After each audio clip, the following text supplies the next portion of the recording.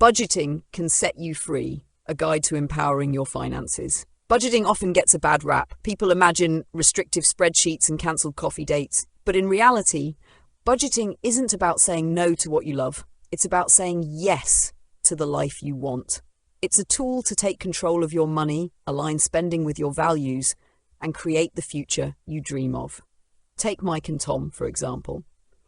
They're a couple on a mission, using budgeting to navigate their goals together. They've embraced the 50-20-30 rule, a simple, flexible framework where 50% of income covers needs like housing and groceries, 20% fuels debt reduction and savings, and 30% funds their wants. This balance allows them to enjoy today while building a solid foundation for tomorrow. Not a fan of this method? No problem. A zero-based budget might be your style. With this approach, every dollar gets a job, whether it's paying bills, growing your savings, or treating yourself. The result? No mystery money vanishes, and every penny works toward your goals. Freelancers and anyone with fluctuating incomes can benefit too. For Janine, a freelancer, budgeting means creating a savings buffer to smooth out lean months and maximizing opportunities during higher earning periods. Her strategy turns unpredictability into power, proving that budgeting isn't one size fits all. Here's the magic of budgeting. By taking the time to track income and expenses, set financial goals, and plan for extras, you unlock financial freedom. It's not about limits, it's about possibilities. Budgeting is your ticket to aligning your finances with the life you deserve. Why monthly budgets sometimes fail. Let's face it, traditional monthly budgets can feel like a New Year's resolution. Great in theory, but tough to stick to. Even when you've planned every penny, life has a way of throwing in some tempting curveballs. Before COVID-19 shook up 2020, think about how easy it was to splurge. A quick stop at your favorite cafe turned into dinner, drinks, and dessert. Those irresistible shoes somehow ended up in your cart, and a late-night scroll on Amazon transformed into a delivery spree. Before you knew it, your budget was toast. But don't worry, it's not all doom and gloom. Overspending is a challenge, but it's one you can tackle. Switching from a monthly mindset to a weekly allowance system could be the game changer you need to take control of your finances. Why weekly allowances make sense when you're working from home, where the line between work and personal life blurs, it's easy to fall into the habit of treating yourself. A little takeout here, a quick delivery there, and suddenly your bank account is waving a red flag. A weekly allowance adds structure to your spending while keeping things manageable. It's like giving yourself a fresh start every 7 days. Plus, it's easier to course correct if you overspend 1 week. You're not stuck unraveling a whole month's damage. How to make a weekly budget work. Here's how to turn your budget into a well-oiled machine. 1. Crunch the numbers. Start with your monthly income and subtract fixed expenses like rent, utilities, and subscriptions. 2. Divide and conquer. Take what's left and split it into weekly amounts. Bonus, you'll feel like you've got payday every week. 3. Track like a pro. Use an app, a spreadsheet, or even an envelope system to stay on top of your spending. 4. Flex. Don't break. Got a special occasion? Borrow a little from next week's allowance, but make a plan to balance it out. This weekly approach doesn't just keep your finances in check, it helps you spot patterns, avoid overspending pitfalls, and even feel a bit more in control of your money. So, ready to ditch the stress of monthly budgets? A weekly allowance might just be the refresh you've been waiting for. Try it and see how far your dollars can stretch. Understanding weekly allowance budgeting. Weekly allowance budgeting is like giving yourself a paycheck for the fun stuff. Unlike traditional budgeting, which usually breaks down expenses monthly, this approach focuses on setting a weekly spending limit specifically for discretionary expenses. Think dining out, shopping, or entertainment. The basics of weekly allowance budgeting. Here's the idea. 1. Start big. Begin with your monthly budget and divide your expenses into 2 categories. Mandatory expenses, fixed costs like rent, utilities, insurance, and groceries. Discretionary expenses, flexible spending for things you enjoy but don't necessarily need. Two, subtract your mandatory expenses and savings goals from your total monthly income. The leftover amount is your discretionary budget. 3, divide and conquer. Take your discretionary budget and divide it by 4. Voila! That's your weekly allowance. Let's say you earn $4,000 a month, mandatory expenses, $2,800, rent, car payment, groceries, etc. Discretionary budget, $1,200, $4,000 minus $2,800. Weekly allowance, $300, $1,200 is worth 4. With this system, you can confidently spend $300 each week on things like dining out, streaming subscriptions, or that yoga mat you've been eyeing without worrying about breaking your budget. Why it works. Weekly allowances simplify tracking and help avoid overspending by breaking your budget into smaller, more manageable chunks. They're also flexible. If you overspend one week, you can adjust the following week to balance it out. Plus, knowing you've got a set amount each week makes indulging feel guilt-free. So, whether you're saving for a big purchase or just trying to keep your financial life in check, weekly allowance budgeting is a fun and effective way to stay on track. Why wait? Start giving yourself those mini paydays today. The science of weekly allowances, why they work wonders for your wallet. Managing money can be a daunting task, but behavioral economist Jeff Chrysler believes there's a surprisingly simple trick to financial success: the weekly allowance. This strategy isn't just about portioning out cash. It's rooted in human psychology and the quirks of how we make decisions. Chrysler points out that humans are notoriously bad at handling complex financial choices. With a weekly allowance, though, decision-making becomes easier because it reduces the emotional and mental burden. Instead of confronting every choice as something that impacts all our money, we reduce it down to impacting just a smaller allotment, he explains. This shift minimizes the stakes of each decision, allowing us to make better, or at least less damaging choices. Think of it like this: if you've budgeted $100 for the week and splurge $50 on a fancy dinner, you'll naturally adjust your remaining spending. The $50 may sting, but it won't derail your entire financial plan. This method creates a safety net, ensuring that even impulsive decisions have limited consequences. The magic of small decisions. Weekly allowances also break down your spending into bite-sized chunks, making each decision feel more manageable. Instead of wrestling with abstract monthly budgets, you're focusing on the here and now. By narrowing your scope, you're less likely to get overwhelmed and more likely to stick to your plan. This approach isn't just practical, it's empowering. With a smaller weekly allowance, you're giving yourself permission to enjoy today without jeopardizing tomorrow. For those struggling to save or feeling out of control with their finances, it's a way to regain clarity and confidence. A flexible friend for uncertain times. In times of financial instability, a weekly allowance can be a lifeline. It provides a sense of control and peace of mind, offering flexibility while keeping you anchored to a plan. By focusing on short-term needs, you're also laying the groundwork for long-term success, ensuring savings don't take a backseat to impulse spending. Ultimately, the weekly allowance isn't just a budgeting tactic. It's a mindset shift. It simplifies your choices, protects your financial future, and helps you stay focused on what matters most without the stress of navigating the big picture all at once. Best payment methods for managing weekly allowances. Managing a weekly budget is like setting your personal fund boundaries. Instead of watching a monthly pool dwindle faster than you planned, breaking things down week by week can make spending feel more manageable and intentional. If you're considering giving yourself a weekly allowance, here are some interesting ways to structure your spending. 1. Cash, old school simplicity.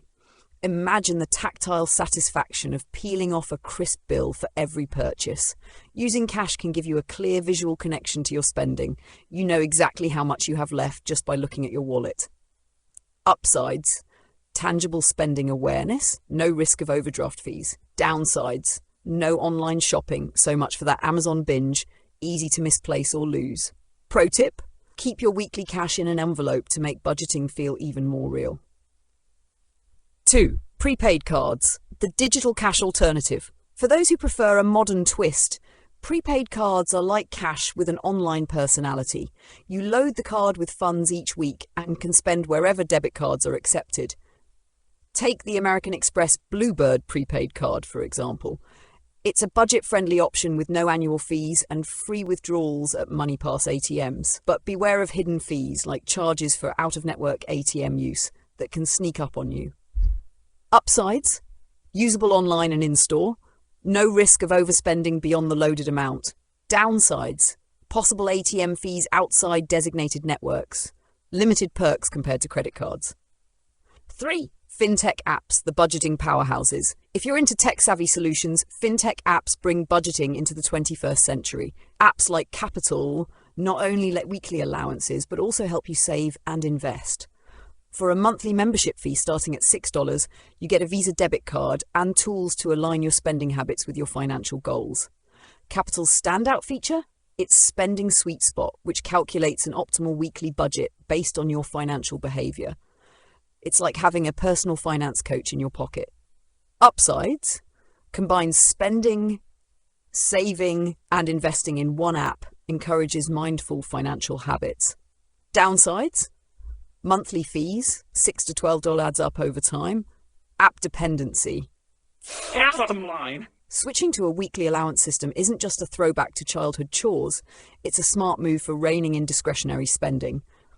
Whether you prefer the tactile control of cash, the digital flexibility of prepaid cards, or the comprehensive tools of fintech apps, there's a method to fit your style. So pick your tool, set your allowance, and watch how small tweaks can lead to big financial wins. Which method will you choose? 7 easy steps to master your budget. Creating a budget might sound intimidating, but it doesn't have to be. At its core, budgeting boils down to 3 basic steps. Track what you earn and spend. Spend less than you earn. Repeat every month. Simple, right? But let's face it, simple doesn't always mean easy. If you're new to budgeting, it can feel like a daunting puzzle. Where do you start? How do you make it work? Good news, building a budget from scratch doesn't have to be painful. With the right steps, you can create a practical, no-nonsense budget tailored to your needs. Let's dive in and simplify the process. Step 1. Embrace budgeting as a lifelong adventure. Think of budgeting not as a one-time task, but as an ongoing journey. Sure, you can sit down, crunch some numbers, and come up with a shiny new plan, but if you stop there, you're only scratching the surface. The real magic happens when you weave budgeting into the fabric of your everyday life. Let's meet Henry and Janine, a fictional couple who learned this the hard way. The first time they attempted to budget, they discovered they'd spent over $450 on dining out in a single month.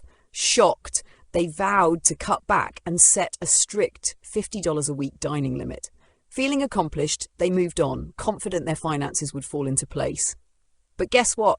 Without tracking their spending or revisiting their budget regularly, they soon found themselves blowing past their restaurant limit again and again. Frustrated and confused, they couldn't figure out why they were still strapped for cash. Eventually, they had to return to the drawing board and start over. Here's the lesson. Budgeting isn't a one-and-done event. It's an ongoing strategy, a tool to shape the financial life you want. Think of it as a routine maintenance task, like laundry. Ignore your laundry and you're knee-deep in chaos before you know it. Ignore your budget and your finances will follow suit. To truly succeed, embrace budgeting as a regular commitment. For Henry and Janine, this meant setting aside time every week to review their spending, tweak their plan, and stay on track. By treating budgeting as an ongoing habit instead of a chore, they transformed it into a powerful tool to guide their financial journey. So grab your metaphorical laundry basket and get ready. Your financial life is about to get a whole lot cleaner. Step 2. Crunch the numbers. Your monthly income awaits. Now that you've faced the realities of budgeting head-on, it's time to roll up your sleeves and dive into the core of it, calculating your monthly income. This step sets the stage for everything else in your financial plan, so let's get it right, the easy side of things. Fixed paychecks. If you're on a traditional salary, this part is as straightforward as a walk in the park. Pull up your latest pay stub and note the amount you take home per paycheck. Multiply that by the number of pay periods in a month, 4 for weekly pay, 2 for bi-weekly or twice a month. Take Janine, for example. She receives $1,550 on the 1st and 15th of each month. Multiply that by 2 and voila, her monthly income lands at $3,100. That's her starting point for creating her budget. A little less predictable, variable income freelancers, side hustlers and tip earners, this part's for you. With an income that ebbs and flows, you'll need to take a broader view. Gather your income details for the past 3 to 6 months and calculate the average. This method smooths out the highs and lows, giving you a realistic baseline. Let's look at Henry, a freelancer whose income changes like the weather. One month he earned as little as $1,300, while another month brought in nearly $8,000. By averaging his past 6 months' earnings after setting aside taxes, Henry figures his typical monthly income is $3,500. The dynamic duo. Combined income. If Janine and Henry were pooling their resources, their combined monthly income would be $6,600, $3,100 plus $3,500. With this figure in hand, they can now move confidently to the next step of building a solid budget. No matter how steady or variable your income is, knowing this number is like having a compass. It points the way forward. Ready for the next step? Let's keep going. Step 3. Tally up your must-have expenses. Let's talk about the essentials, the absolute non-negotiables of your monthly budget. These are the costs you can't skip if you want to keep your life running smoothly. Think of them as the backbone of your financial plan, covering both fixed expenses, the consistent ones, and variable necessities, the ones that change a bit but are still vital. Fixed expenses, the predictable players. You probably already have a good grip on your fixed expenses, those recurring charges that hit your account like clockwork. Now it's time to get specific. Take a moment to review your statements and write down every single one of these costs. Examples include rent or mortgage. The roof over your head comes first. Utilities.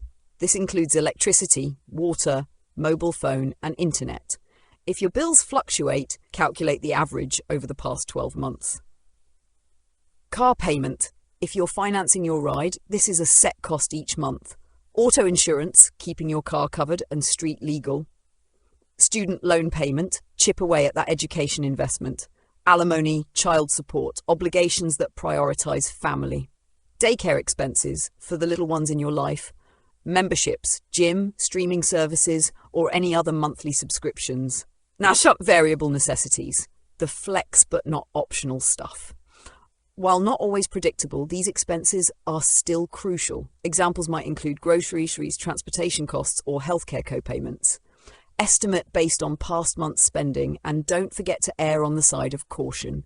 By compiling this list, you'll have a clear picture of your monthly survival costs and a strong foundation for building your budget. Ready to take charge? Let's dive in. Let's break it down with a closer look at Mike and Tom's budget, starting with their fixed expenses. Fixed expenses, a steady foundation. These costs are predictable and don't fluctuate much month to month, making them the simplest to track. But don't be fooled. Just because they're consistent doesn't mean they cover everything. Important but variable necessities like groceries and prescriptions are missing from this category. Variable necessities, the unpredictable essentials. To get a grip on these irregular but crucial costs, it's wise to calculate a monthly average. How? Take the total amount you've spent over the past 12 months and divide by 12.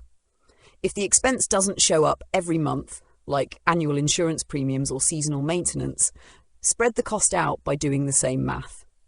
Here are some examples of variable but necessary expenses to include: groceries, medications, medical appointments, insurance, renters, homeowners, car maintenance and repairs, home maintenance and repairs, credit card payments. How do Mike and Tom measure up? Now that you've got the formula, let's see what Mike and Tom's budget looks like. After crunching the numbers, they landed on a baseline monthly spending budget of $3,430. Here's how it breaks down. Fixed expenses, $2,190. Variable expenses, fall on 40. By nailing down their baseline, Mike and Tom know exactly how much they need to cover their essentials each month. No surprises, just clarity and control. This approach makes budgeting less overwhelming and helps keep their financial goals on track. How about you? Are your fixed and variable expenses as clear as Mike and Tom's? Step 4. Add a pay yourself first line to your budget. Here's the secret sauce to a successful budget. Punch. Pay yourself first. It's the strategy of funding your financial goals before indulging in discretionary spending. Many people fall into the trap of assuming they'll use leftover money for goals like saving or debt repayment. But let's be honest, there's rarely much left over. That's why it's crucial to flip the script and treat your goals as top priority expenses. Define your goals. Start by dreaming big and then putting those dreams into actionable numbers. What are you aiming for? Common goals might include building an emergency fund, paying off student loans or credit card debt, saving for a once-in-a-lifetime trip, maxing out your retirement accounts, setting aside cash for a home down payment. Crunch the numbers. Once you've identified your goals, break them into monthly targets. If you have a specific deadline, calculate how much you need to save each month to hit it. For instance, emergency fund, retirement savings. These pay yourself first amounts become line items in your budget, just like rent or utilities. Make it non-negotiable. Consider your goals part of your fixed expenses. By treating them as mandatory, you'll build the habit of prioritizing your financial health. Real-life example. Mike and Tom's plan. Mike and Tom are working towards several exciting goals. Here's how they've broken it down. Paying off student loans, saving for retirement, trip to Machu Picchu, home down payment. By committing $1,325 monthly to their goals, they've ensured their future plans won't fall by the wayside. Adding this to their $430 in baseline expenses, their total spending budget is $4,755. With this strategy, Mike and Tom are building a solid financial foundation and making room for their dreams. Proof that paying yourself first pays off. Ready to start prioritizing your goals? Write them down, set your targets, and watch your budget transform. Step 5. Plan for your discretionary expenses. Now comes the fun part, allocating your want money. After tackling the essentials and mapping out your financial goals, it's time to figure out how much you can dedicate to life's little or big luxuries. Discretionary expenses are things you enjoy but don't necessarily need. Think nights out, Netflix subscriptions, trendy clothes, or even that perfectly frothy latte. Of course, some items like clothing may toe the line between need and want. But let's face it, there's a difference between snagging a deal on workwear and splurging on the season's latest designer drop. Where to start? Know thy spending habits. Crunching these numbers might feel trickier than earlier steps, as discretionary spending tends to be more flexible and, dare we say, indulgent. Begin by analysing your past habits. How much are you currently spending? Are you treating yourself too much or not enough? Yes, underspending is a thing. If skipping every luxury makes you miserable, your budget needs a tweak too. Take this moment to reflect.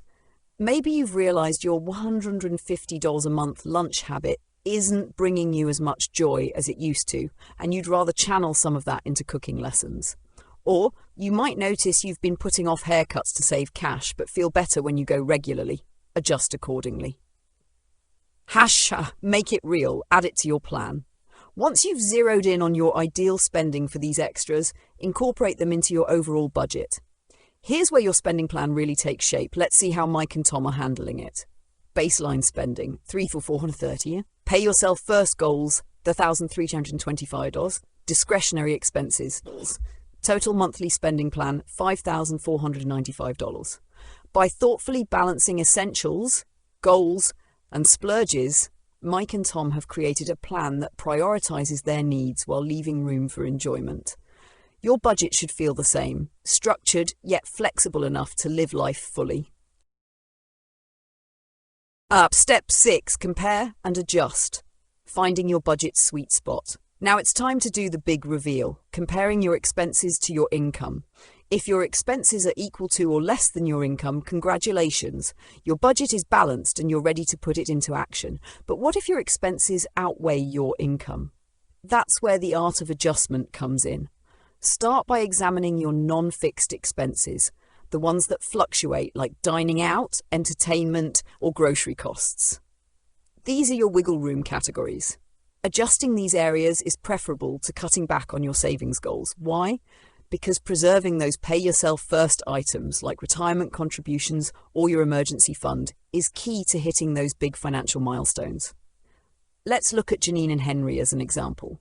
Their monthly spending plan of $5,495 is comfortably below their average monthly income of $6,600. Sounds great, right? But there's a twist. Henry's income fluctuates. On a high-earning month, they're flush with cash, but when Henry's earnings dip, like the month he brought home just $1,300, their total income drops to $4,400. To prepare for these leaner months, they'll need a plan, maybe trimming back non-essentials temporarily or saving a chunk of surplus income during better months to create a cushion. Budgeting isn't just about numbers, it's about balance, flexibility, and staying aligned with your financial goals. Ready to master the dance? Step 7, put your plan into action and keep tabs on your spending. With your shiny new budget in hand, it's time to shift gears from planning to doing. Implementing your spending plan isn't just about remembering your limits. It's about actively tracking where your money goes and adapting as you learn. Start by choosing a tracking method that suits your style. Whether you prefer the convenience of a budgeting app, the precision of a spreadsheet, or the simplicity of pen and paper, the key is consistency. Keeping a record will help you uncover any weak spots in your spending habits. Take Mike, for example. She's been spending $10 every day on lunch at her workplace cafeteria. That doesn't sound too bad until she realizes that her cafeteria habit gobbles up their entire $50 weekly dining out budget. Instead of enjoying a nice meal out with her partner, Tom, on the weekend, she's unwittingly blowing it all on weekday lunches. Mike doesn't dwell on the misstep, though. She investigates the why. Perhaps she always forgets to pack her lunch, so she and Tom start prepping lunches together every Sunday. Or maybe she packs lunch but finds it uninspiring compared to the steaming hot meals at the cafeteria. To fix this, she decides to stop bringing cash to work, making it easier to stick to her packed lunch. Tracking your spending will reveal patterns over time. Some will surprise you, others might challenge your assumptions, but all of them will guide you toward adjustments that make your budget work for you. It's a dynamic process, helping you stay on top of your finances while aligning with what truly matters in your life. Let the tracking begin.